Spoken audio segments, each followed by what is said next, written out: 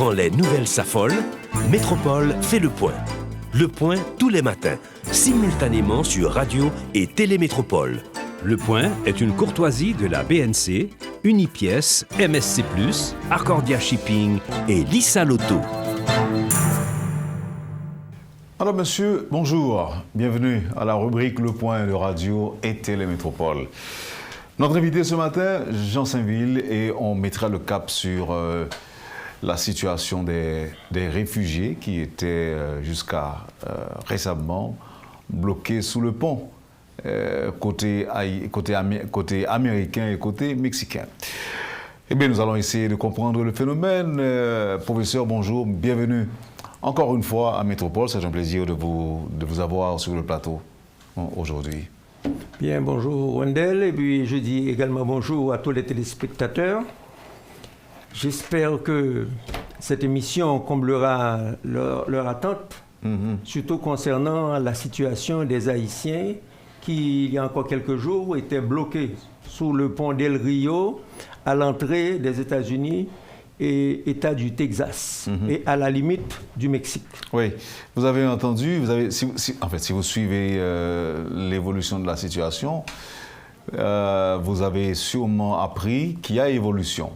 Oui, il y a une évolution favorable jusque-là parce que tous ces gens qui étaient entassés, c'était une situation tout à fait inacceptable et insupportable.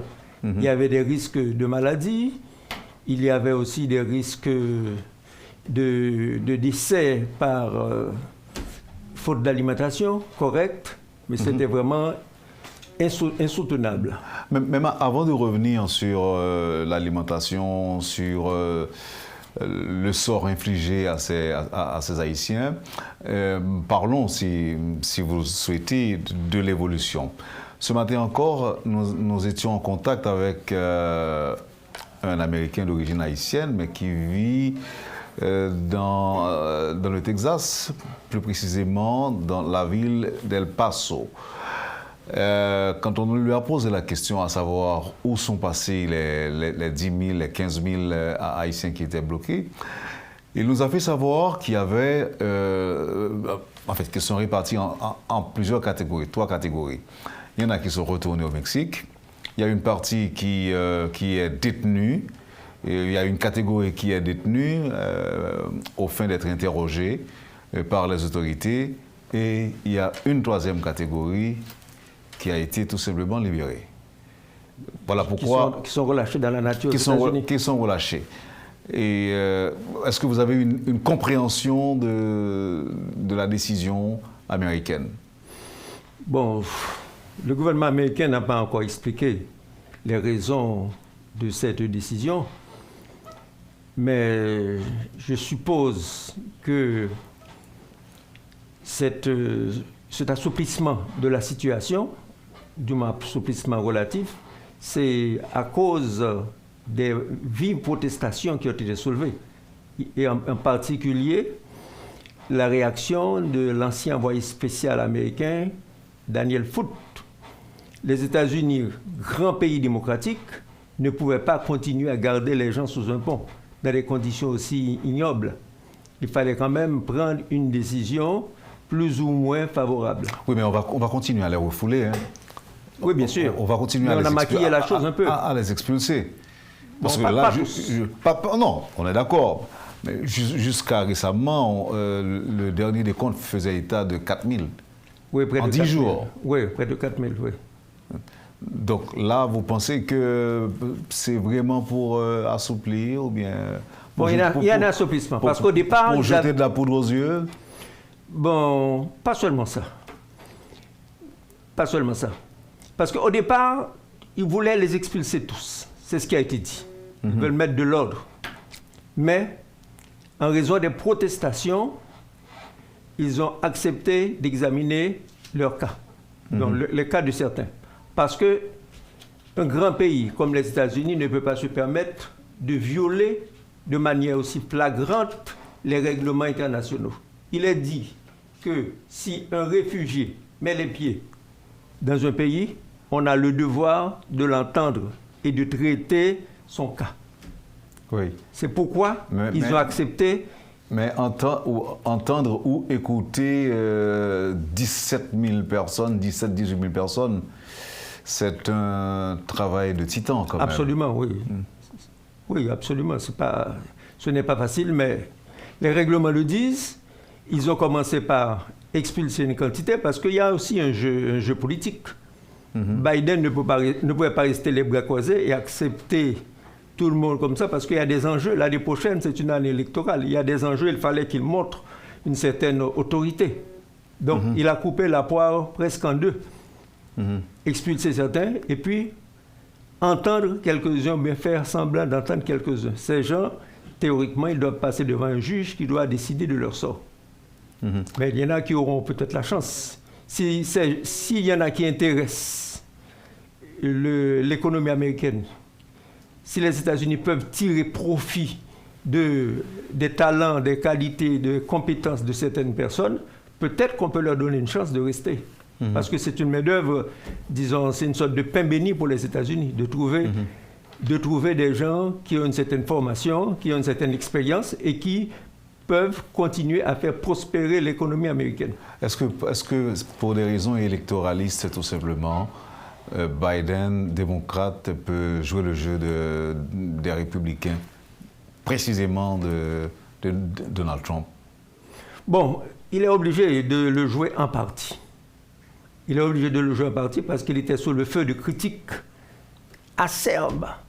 Et les critiques, c'est jamais bon pour les politiciens, pour ceux qui sont au pouvoir. Donc il était obligé de se montrer ferme, d'afficher ses muscles, mais malgré tout, il y a un côté légal qu'il ne pouvait pas ignorer. C'est pour ça que j'ai dit tout à l'heure qu'il a coupé la poire en deux. Saura-t-il tenir, selon vous, professeur, quand on considère ce qui se passe actuellement? Il y a encore, ils sont plusieurs milliers, pour ne pas dire, ils sont des dizaines de milliers à se lancer dans cette aventure. D'abord, on me parle de plusieurs milliers, 10, 20, 30 000 qui sont actuellement bloqués à la frontière. En Colombie. En Colombie. Oui. Vous pensez que les États-Unis vont pouvoir tenir? Bon, c'est un problème. Mais les Haïtiens qui veulent entrer aux États-Unis, même si on parle de 10 000, 20 000 qui sont encore loin, c'est pas énorme. Depuis l'arrivée de Joe Biden, il y a 1 300 000 personnes qui ont été interpellées, qui essaient de franchir la frontière américaine. C'est un appel d'air déclenché par l'arrivée de Biden qui avait arrêté d'expulser, par exemple, les Haïtiens. Alors, ils pensent que Biden va laisser faire. Donc, les Haïtiens, c'est seulement 4% du flux de réfugiés. S'ils acceptaient tous les Haïtiens, ce ne serait pas grave, mais accepter les Haïtiens. Également, il y a des Cubains, il y a des Nicaraguayens, il y a des gens de toute l'Amérique latine qui sont candidats aussi à l'immigration, des Mexicains aussi. C'était pour ça que Donald Trump avait voulu construire un mur le long de toute la frontière entre les États-Unis et le Mexique, qui mesure 3150 km. Les États-Unis, en dehors du problème haïtien, sont constamment en proie à ce problème de pénétration de migrants. Parce qu'il y a un différentiel entre l'économie américaine et les économies des autres pays. Oui. En parlant d'économie, est-ce que... est-ce que nous sommes en droit de croire que tous les réfugiés, qu'ils soient haïtiens, nicaraguayens ou autres, sont économiques? Bon, la plupart. La plupart, c'est des réfugiés économiques. Parce que... À quel pourcentage, selon vous? Oh, je ne sais pas, mais on peut dire presque 100%. Parce que les gens, ils sont fascinés par le rêve américain. Même si quand ils arrivent, il y en a beaucoup qui sont déçus. Parce que les États-Unis d'aujourd'hui, ce n'est pas les États-Unis d'il y a 20 ans, 30 ans.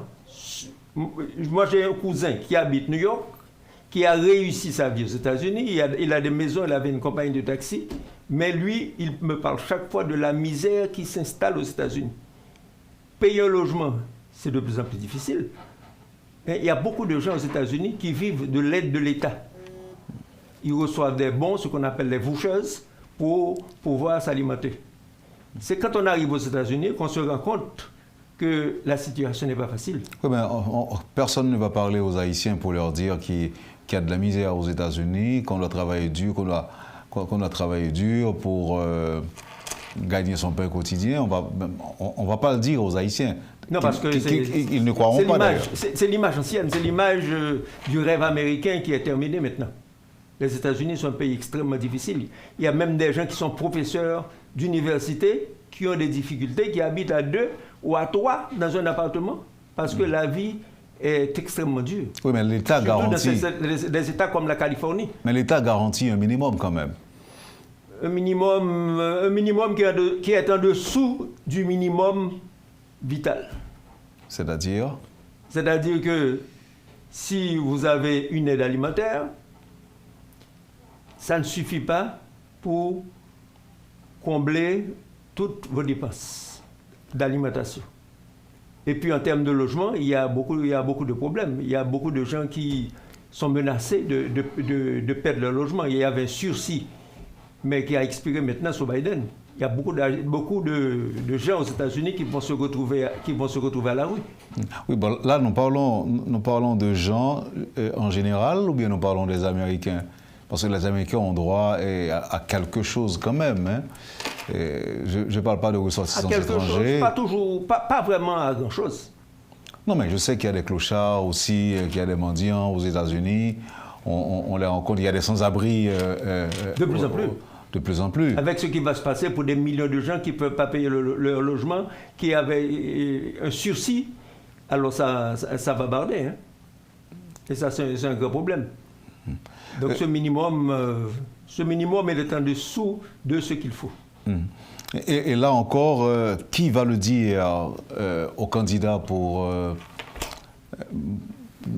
cette aventure? Qui va dire ça aux candidats pour l'aventure? Bon, justement, c'est un point central. C'est un point central selon moi. Et selon moi, il devait y avoir des associations, des ONG qui devaient expliquer aux Haïtiens, s'ils sont au Chili, s'ils ont une situation, ce n'est pas la peine d'aller jeter 8 000, 10 000, 12 000 $ pour tenter un périple aussi dangereux d'ailleurs, parce qu'il y en a qui meurent. Hein? Quand on voit les gens avec des enfants, on se demande, est-ce que ces gens vraiment réfléchissent? Ils ont des enfants de 6, 8 ans. Alors, pour s'aventurer dans un périple qui les fait traverser une dizaine de pays. C'est 6500 km. C'est presque la largeur de l'Atlantique. Tout ça dans des conditions pénibles. Ils mettent souvent 2 mois pour arriver parce qu'il y a des étapes. Et les pays comme la Colombie ne laissent pas passer plus de 500 et ne laissent pas traverser la frontière par plus de 500 personnes par jour. Alors il y en a qui sont agglutinés, qui attendent chaque fois de passer. Donc c'est extrêmement pénible. Et puis, tout ce qu'on dit sur la traversée de certaines parties de ce voyage, par exemple, ce qu'on appelle la jungle du Darien, avec des passeurs et un tas de gangs qui dépouillent les gens, qui violent les femmes, les conditions difficiles de la traversée à travers des sites extrêmement pénibles, où les gens meurent, où ils ne trouvent pas de l'eau à boire, ils boivent de l'eau de rivière, où il y a des cadavres. Moi, je n'exagère pas, mais j'ai lu ça plusieurs fois. Oui, il y a des témoignages aussi. Oui, pollués. Sans compter les maladies qu'ils attrapent en cours, moi, je crois vraiment que ça ne vaut pas le coup. Si on est au Chili, on n'est pas heureux, ce n'est pas la peine vraiment de croire qu'on va être heureux aux États-Unis. Parce que si on a 10 000, 12 000 $, il vaut mieux les garder, les investir, faire quelque chose avec. Parce que c'est de l'argent jeté, avec le risque de revenir en Haïti et de devenir plus pauvre qu'avant. Bon, là, c'est un conseil. Ah, c'est un conseil, je voudrais... Et je reviens à la question. Oui. On ne va pas vous croire. Bon, passons. D'ailleurs, quelqu'un a fait savoir, ici sur le plateau de la rubrique Le Point, vous savez qu'on appelle tous ceux qui sont à l'étranger, qu'on les appelle diaspora. Oui. On dit même pas qu'ils sont de la diaspora haïtienne aux États-Unis, mais on les appelle diaspora. Et être diaspora, et j'espère que les auditeurs vont me pardonner l'utilisation abusive du terme diaspora. Alors, selon certains Haïtiens, être diaspora, c'est vivre aux États-Unis. Si vous êtes au Chili, au Venezuela, et au Pérou, en Équateur, ou pas diaspora. C'est une sorte de pseudo-diaspora. Pseudo-diaspora. Et bien là, c'est des mauvaises images. Je pense que là où l'on est, si on peut vivre, il ne faut pas se montrer insatiable. Est-ce que les gens qui ont laissé Haïti au cours des années 70-80, pour plus près de nous, 80, est-ce qu'ils n'ont pas fait du tort aussi à la société en faisant savoir que aux États-Unis, c'est l'Eldorado, aux États-Unis, on trouve de l'argent facilement par terre, et il y en a qui font des choses extraordinaires quand ils doivent venir en Haïti pour projeter une image, pour faire savoir qu'ils ont de l'argent et qu'ils se la coulent douce. Donc rien que pour... Bon, je ne sais pas si c'est pour souvent à crédit d'ailleurs. Et souvent à crédit.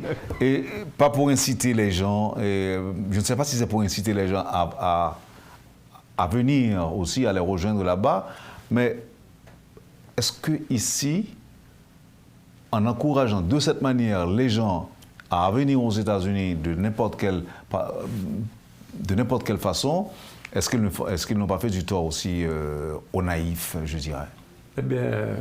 Bon, c'est des gens qui veulent se montrer, qui veulent afficher leur réussite. Bon, ce qui est normal, mais il appartient à ceux et envers qui cette image est projetée de bien peser la situation, de ne pas prendre n'importe quel risque. Est-ce que ce n'est pas dans l'âme même haïtienne? Est-ce que ce n'est pas dans les gènes? Parce que quelqu'un qui vient de la province, qui arrive à Port-au-Prince, ne serait-ce que pour travailler tout simplement, eh bien, chaque fois qu'il a la possibilité de retourner en province, eh bien, il fera croire aussi. Oui, il va s'afficher. Il va s'afficher, il fait savoir qu'il se la coule douce aussi. Oui, Est-ce que c'est partout pareil? Bon, partout pareil, même en Afrique, c'est pareil. Et ceux qui ont fait des études en France, ceux qui ont vécu en France, quand ils arrivent, vraiment, c'est la fête. Et puis là, ils distribuent de l'argent, ils apportent des cadeaux. C'est quand même en fonction du différentiel entre les pays développés et pays sous-développés, mais souvent c'est un mythe. Parce que ceux qui sont dans les pays développés, ils ne sont pas tous riches. Il ne faut pas vraiment croire que vraiment on roule sur l'or. Mais malheureusement, c'est une image ancrée dans l'esprit des gens de ces pays, des pays pauvres, et c'est difficile à faire partir. Donc les Haïtiens, il faut qu'ils comprennent. Bon, bien que les Haïtiens soient dans une situation extrêmement difficile aujourd'hui, on va à la deuxième partie de l'émission aborder ce chapitre. La vie, on ne vit plus en Haïti aujourd'hui, et Dieu seul sait combien sont ceux-là qui souhaitent quitter le pays pour fuir le kidnapping, la misère, le chômage et autres. La situation est différente de celle des Africains, par exemple. Bon, je ne sais pas si c'est vraiment différent. Parce que les Africains, ça part beaucoup aussi. Hein. Il y en a beaucoup qui traversent le Sahara, qui prennent presque les mêmes risques. Oui, mais pas pour les mêmes raisons. Alors, je vous parle de la situation haïtienne aujourd'hui. Oui, mais comme je disais, ils traversent le désert, ils se font dépouiller le long du voyage, ils arrivent en Libye, il y en a qui sont mis en esclavage, etc. C'est extrêmement pénible. Oui, mais ils prennent le risque parce que ils souhaitent atteindre l'Eldorado. Oui, l'Europe. Pour moi, c'est un peu la même image. Oui, mais nous autres, ici, c'est différent. Aujourd'hui, oui. On laisse le pays, on laisse Haïti parce qu'on ne vit pas. On veut fuir le kidnapping et les sécurités. Oui, bien sûr. C'est là le point que je veux faire avec vos professeurs. Oui, bon, je suis d'accord, mais l'insécurité est très grave aussi en Afrique. Il y a des pays qui sont invivables. Et le Mali... Et pour des raisons politiques, des raisons militaires. La Guinée, c'est extrêmement pauvre. Et il y a également la Guinée-Bissau, c'est un pays plein de gangs. C'est presque la même image. Le Nigeria, c'est parce qu'on n'est pas là-bas qu'on ne sent pas, mais c'est des pays invivables aussi. Et naturellement, le réflexe, c'est de quitter le pays. Il y en a qui quittent pour aller en Côte d'Ivoire, pour aller vers les pays les plus riches. Mais même des Ivoiriens, il y en a beaucoup qui partent, qui s'embarquent pour aller en Europe. Je crois que ce différentiel entre pays riches... Il y a longtemps qu'ils font l'expérience? Oui, il y a un bon bout de temps. Mais vous allez être d'accord que pour nous autres Haïtiens, cette expérience est nouvelle? Bon, elle est nouvelle, oui. Elle est nouvelle, elle est malheureuse. Mais allez savoir elle est pourquoi. pénible. Elle est pénible, mais malheureusement, on ne voit pas le bout du tunnel.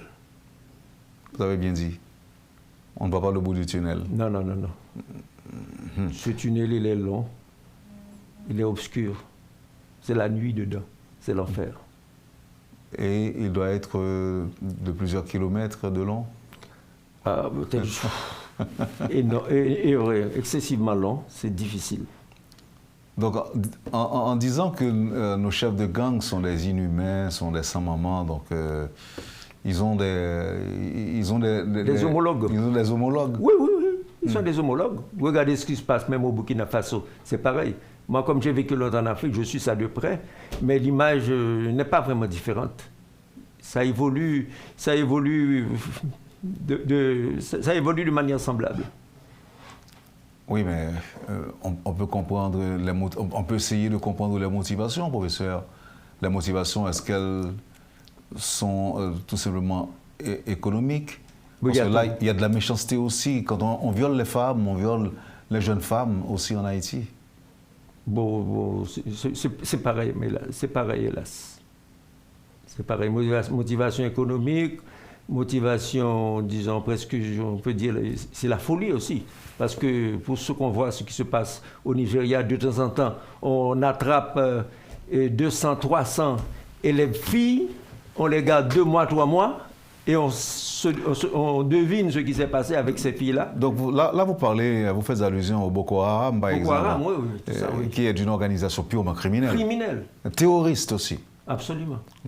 Donc ce qui est différent, est-ce que les gangs haïtiens ne sont pas tout simplement des, je ne sais pas, des organisations criminelles? Parce que terroriste requiert d'autres dimensions, je dirais. Bon, terrorisme, il y a crime, il y a... Bon, c'est ça. Oui, oui. C'est aussi criminel. Bon, bref. En tout cas, observons la pause, professeur, et on va revenir tout en rappelant qu'au public et de métropole que ce matin, nous essayons de comprendre le phénomène de la migration et l'aventure. L'Amérique du Sud et les États-Unis. Et les États-Unis. Et comment comprendre ce phénomène et aussi que faire, que doivent faire aussi les autorités haïtiennes pour au moins freiner l'élan des jeunes qui veulent à tout prix atteindre les côtes américaines pour les raisons que l'on sait. Merci de votre disponibilité. On observe la pause et à tout de suite. Vous suivez, madame, monsieur, la rubrique Le Point de Radio et Télémétropole. Notre invité ce matin, le professeur Jean Saint-Ville. Merci de l'intérêt. À tout de suite après la pause. Le Point est une courtoisie de la BNC, Unipièce, MSC+, Accordia Shipping et Lissa Lotto. Bienvenue, madame, monsieur, à la deuxième partie de la rubrique Le Point. Jean Saint-Ville est notre invité ce matin. Vous êtes déjà passé ici à Métropole pour parler de Covid, pour parler de la gale. Et aujourd'hui, nous vous accueillons pour parler de la longue migration vers les États-Unis, des Haïtiens vivant en Amérique du Sud, principalement au Chili et au Brésil. Est-ce que c'est une question que vous traitez pour la première fois? Bon, les questions de migration, ce n'est pas la première fois que je les traite. Je me rappelle d'ailleurs, quand je faisais ma maîtrise, ça fait exactement 50 ans, 71. Le titre de mon mémoire, c'était « Aspect démographique de la croissance urbaine au Cameroun ». C'était déjà l'aspect migratoire qui était évoqué parce qu'à l'époque, il n'y avait pas beaucoup de monde dans les villes. C'est des gens qui venaient de la campagne, y compris des élèves qui venaient chercher le pain de l'instruction dans les villes. Et c'est ce qui fait d'ailleurs que quand j'ai fait mon doctorat, et là c'était en Côte d'Ivoire, j'ai été le premier à montrer que l'immigration scolaire était devenue le facteur essentiel de la croissance urbaine. Quand je suivais des cours à Bordeaux, on disait que c'était les gens qui venaient chercher du travail. Je me suis trouvé dans une petite ville qui s'appelle la ville de Gagnoa. Bon, pas si petite, hein, ça faisait déjà en 71 33 000 habitants. Et là, en dépouillant le recensement, je suis arrivé à la conclusion que 40% de la population de la ville, c'était les élèves. Et parce qu'il y avait une forte migration scolaire. Et là, c'est ça qui m'a donné peut-être l'une de mes meilleures publications qui était sortie dans la revue Cahiers d'outre-mer de Bordeaux. Pour montrer que le moteur de la croissance démographique, et dans beaucoup de villes d'Afrique, c'était l'immigration scolaire. Je me suis beaucoup intéressé aux questions d'immigration. J'ai travaillé également sur les déportés des États-Unis. Je crois que c'est sorti dans un livre collectif publié aux Antilles. Et récemment, j'ai fait un article qui s'appelle « La triste mésaventure des Haïtiens immigrés au Brésil ». Je ne sais pas si tu l'as déjà lu. Pas encore. Oui. Alors, ce n'est pas la première fois que je travaille sur les questions migratoires. Mais ça m'a interpellé en tant qu'Haïtien sur la situation difficile des Haïtiens qui quittent l'Amérique du Sud. Bon, l'article c'était sur le Chili, mais le schéma est le même aussi pour les Haïtiens qui viennent du Brésil. C'est des gens qui traversent une dizaine de pays dans des conditions extrêmement difficiles. Oui, on a dit il y a quelques instants, mais pourquoi cette migration? Et apparemment, le phénomène n'est pas nouveau. Non, le phénomène n'est pas nouveau. Le phénomène n'est pas nouveau. L'un des pays, disons, en tête de liste, l'un des pays d'Amérique du Sud en tête de liste concernant cette migration, c'était le Brésil. Parce que entre 2011 et 2013, il y avait une forte migration haïtienne au Brésil. Tous les Haïtiens candidats au départ voulaient aller au Brésil. Sous Lula da Silva ou Dilma Rousseff? Et je crois que c'était sous Lula. Donc il y avait un appel extrêmement intéressant, extrêmement important. Mais ce n'est pas seulement des Haïtiens qui venaient d'Haïti. Il y avait des Haïtiens qui passaient par la Guyane aussi, qui allaient au Brésil. Il y en a d'autres qui étaient au Pérou, qui étaient en Équateur, qui traversaient également des conditions difficiles, la jungle, la forêt amazonienne, pour arriver jusqu'à Brasilia. C'était des illégaux. Et il y a des Africains aussi qui se faisaient passer pour des Haïtiens. Oui. Maintenant, selon vous, le phénomène a pris de l'ampleur sous Joe Biden? Ben, il a pris de l'ampleur sous Joe Biden. Pourquoi? Effectivement. Bon, parce que Joe Biden, il a été généreux au départ en accordant du TPS à 100 000 Haïtiens. Il a renouvelé le TPS aussi pour des ressortissants d'autres pays. Et il avait arrêté d'expulser les Haïtiens qui étaient sur une liste à déporter en Haïti. Alors les gens ont dit, bon, voilà, on a un bon papa, on va en profiter.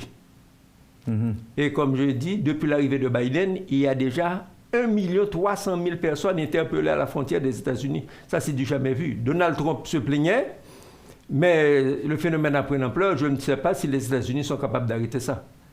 Si les Haïtiens eux-mêmes ralentissent, il y a des gens d'autres pays, il y a des Vénézuéliens qui sont candidats, il y a des gens nicaraguayens, et des gens de toute l'Amérique latine qui vont essayer. On a parlé de 1 300 000 depuis l'arrivée de Biden. Peut-être que d'ici 6 mois, ce sera 2 millions, 3 millions. Là, c'est un phénomène qui me semble inarrêtable. C'est pas une bonne nouvelle quand même. Bon. Pour les Américains. Non, c'est pas du tout. C'est pas une bonne nouvelle pour les Américains. Mais je ne sais pas comment ils vont gérer ça parce qu'ils ne peuvent pas accepter malheureusement toute la population du continent américain. Et qu'est-ce qui a pu motiver cette ruée d'Haïtiens vers Del Rio? Bon, qu'est-ce qui a pu motiver ça? Il y avait, comme je disais, toujours des Haïtiens qui partaient, mais ils passaient par l'ouest du Mexique pour arriver jusqu'en Californie. Ils passaient par la ville de Tijuana, qui fait face à la ville de Tijuana, une ville mexicaine, qui fait face à une ville américaine, et la ville de San Diego. Cette partie a été bloquée. Mais aujourd'hui, il y a une importante communauté haïtienne à Tijuana. Eh bien oui, parce que ceux qui n'ont pas pu rester aux États-Unis, ceux qui sont refoulés, ceux qui ont été refoulés par les États-Unis, le Mexique a accepté de leur donner la résidence. et ils travaillent dans la construction, ils travaillent dans la restauration. Mais je pense que c'est encore des candidats au départ. Oui. Parce qu'ils ils sont toujours en transit. Bien sûr, même s'ils ont la résidence mexicaine. Mais qu'est-ce qui se passe? C'est des gens qui touchent 150 pesos par jour. Mais 150 pesos par jour, ça fait à peu près $12. $12. Alors, si vous multipliez ça par 30, même si le travail, ça fait combien? $360 s'ils ne se reposent pas. Et là, c'est vraiment des salaires. Donc, ils savent qu'ils auront 10 fois plus aux États-Unis. Alors, je disais qu'il y avait cette route par l'ouest, par San Patijuana. Et après, comme c'était bloqué par les Américains, ils ont trouvé le passage à travers le Rio Grande, en passant maintenant, en allant plus à l'est, en passant par la ville de Acuña, qui fait face à la ville d'El Rio. Et là, ils traversent le Rio Grande. Bon, heureusement, le Rio Grande n'est pas un coup. Les gens ne connaissent pas, même pas la rivière, ils mettent les pieds dedans. On en a vu que l'eau arrive presque à l'épaule. Alors, si jamais il y a une couille, ça va les emporter. Il y en a d'ailleurs qui sont morts parce que il y a des endroits, il y a un courant. C'est très dangereux. Est-ce que les Haïtiens entrent facilement dans les pays d'Amérique du Sud? Bon. Pendant longtemps, les Haïtiens ont pu entrer facilement parce que presque tous ces pays n'avaient pas soumis... N'exigeaient pas de visa. Oui, le visa n'était pas obligatoire. Tout le monde pouvait entrer. Alors, naturellement, si vous entrez, vous êtes considéré comme touriste, vous avez un délai de 90 jours. Mais ceux qui veulent rester, ils restent. Alors, en attendant leur sort. Voilà. Et puis, qu'est-ce qui s'est passé? Quand on a vu que la population, par exemple, des Haïtiens augmentait, et en Équateur, où ils entraient librement, et au Pérou, etc., le Brésil, les gouvernements ont commencé à instituer le visa obligatoire pour arriver. Mais il y a toujours des passeurs. Et actuellement, pratiquement tous ces pays ont institué le visa et l'obligation est de partir dans les 90 jours. Aujourd'hui, ou encore à l'heure actuelle, combien d'Haïtiens peut-on trouver dans l'Amérique du Sud? Bon, combien d'Haïtiens? On peut estimer que, bon, il y avait 185 000 en 2019 au Chili, 85 000 au Brésil. Donc, on peut estimer qu'il y a peut-être 300, 350 000. Parce qu'il y a une poussière au Pérou, il y en a en Bolivie, il y en a en Argentine. Mais les deux grands pôles, c'est le Chili et le Brésil. Et d'ailleurs, le point de départ, c'était le Brésil, mais il y a eu un afflux dans les années surtout 2015, 2016, 2017. Mais qu'est-ce qui est arrivé? Le point culminant, c'était 185 000 Haïtiens en 2017, dont 100 000 qui sont arrivés en 2017. Alors, quand ils ont vu qu'il y avait tellement d'Haïtiens, ils ont institué le visa. Et là, c'était vraiment un tour de vis. Et là, ça devient extrêmement difficile. Mais on a toujours exigé un visa brésilien pour y aller. Le visa brésilien, il y avait un visa humanitaire après le tremblement de terre. Il y avait un visa humanitaire. Mais... Parce que je me rappelle avoir été au Brésil à 2 reprises. Oui. Bien, j'étais allé chercher un visa. On a exigé que j'ai un visa brésilien dans mon passeport. Oui, mais il y avait aussi une limite qui était fixée à l'époque. Jusqu'en 2012, ils acceptaient, je crois, 12 000 Haïtiens, 12 000 Haïtiens par an. Et puis, par la suite, en 2013, ce quota était supprimé. Alors, c'est devenu au compte-gouttes. Ils ne donnent pas les visas de manière aussi généreuse qu'au départ. Par contre, le nombre avait augmenté, parce qu'on était, en 2015-2016, on était déjà à 50 000 Haïtiens au Brésil. Eh bien oui, actuellement, dans les 85 000, bon, on dit 85 000, mais avec l'afflux vers les États-Unis, ce nombre a dû diminuer considérablement. Enfin, comme on vient de le dire, au début, c'était le Brésil. Qu'est-ce qui s'est passé? Pourquoi le Chili a volé la vedette au Brésil? Bon, parce que les conditions de travail étaient devenues plus difficiles au Brésil. Pour trouver l'autorisation de travail, c'était un problème. Et puis, les Haïtiens se faisaient exploiter. Ils étaient sous-payés. Ils n'avaient pas de droit. Ils n'avaient pas de droit à la sécurité sociale. Tout ça, ça fait que les conditions étaient devenues extrêmement difficiles.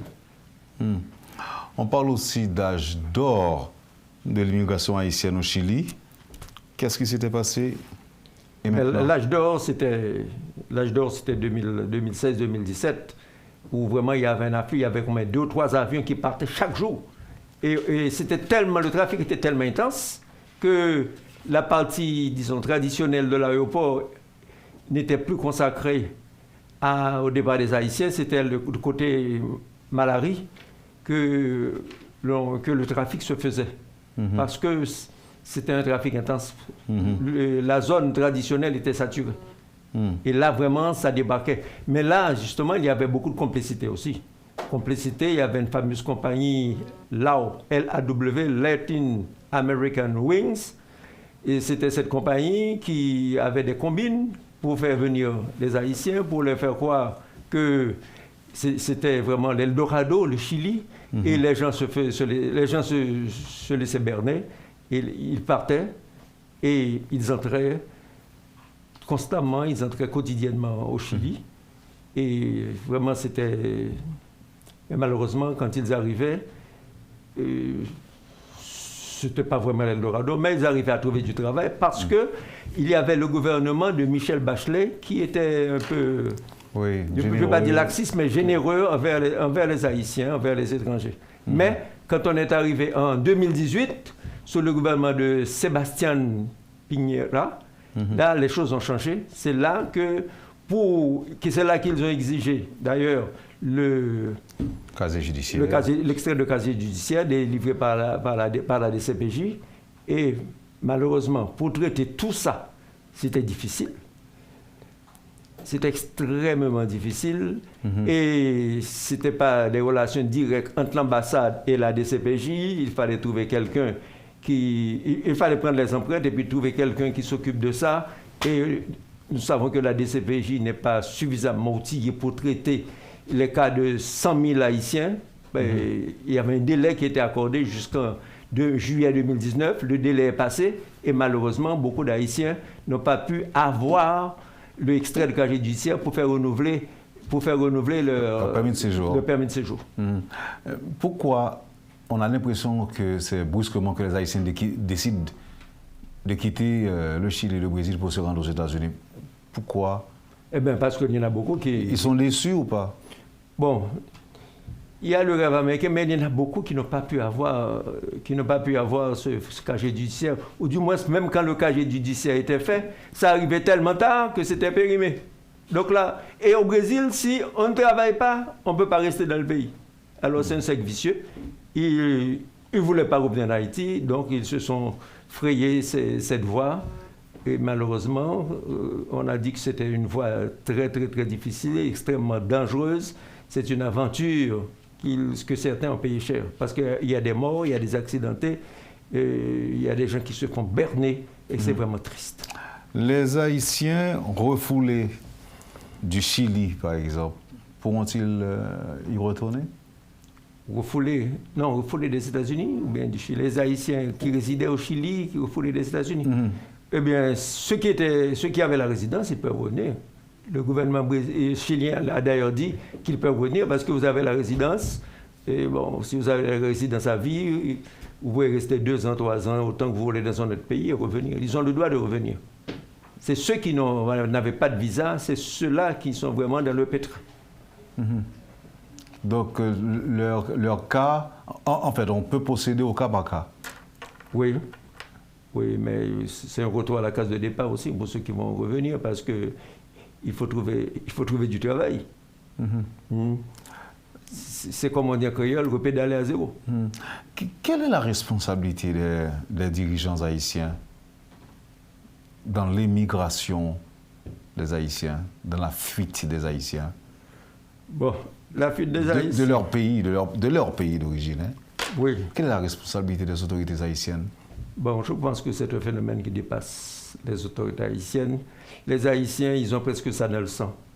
Il y a un livre un roman qui s'appelle Terre cassée, que j'ai vu une fois. Je ne l'avais pas couru, je n'avais pas eu le temps de lire. Mais il y a un Français qui a montré que dès qu'un enfant haïtien sait parler, il a en tête de quitter ce pays.